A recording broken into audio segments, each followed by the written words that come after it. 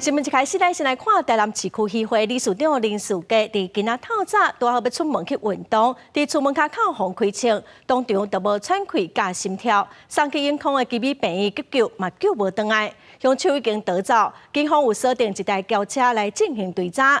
这个检察署嘛呼吁凶手赶紧到案，会当减刑。 台南市区议会理事长林书杰，初白透早5:45，拄要出门去爬山，想袂到要上车的时，汹汹出现一个查甫人冲过来，对伊连续开枪。林书杰的胸口、面甲颔管有3个所在拢着枪，当场倒伫涂骹，无生命现象，送去基美病院急救，伫6:40宣告死亡。还是直接行杀人挂做伙啊？哎，他们出来挂做伙。还是你有听讲伊有最近，因为我有行人有啥物？ 都唔知，因为阮亲情，他们这个亲情，阮较少联络，我拢做工。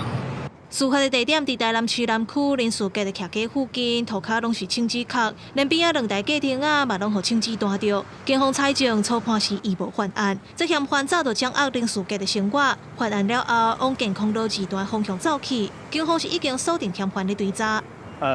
我们目前初步看到。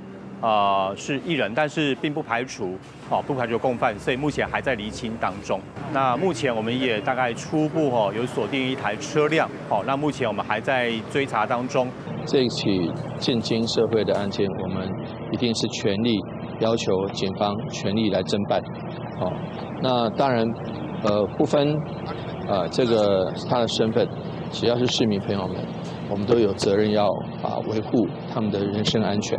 林书杰的查某囝，也就是现任市议员林依婷，伊捌做过市府的户外员人，伊一透早就赶去到殡仪馆，毋过无接受采访。林书杰过去捌选过南区甲安平区的市议员，无选调。后来伊介绍家己的查某囝林依婷出来选这届的市议员当选。林书杰家己嘛转一个方向去选台南市区议会理事长有选调。这届台南市议会议长的选举，林书杰牵涉区里的乌色案件是吵到一扑扑。若即阵人是安怎互枪杀？ 警方当咧调查，看林书杰敢有含人结冤仇，嘛咧追查枪手的身份，佮有伊的犯案动机。记者文正雄台南报道。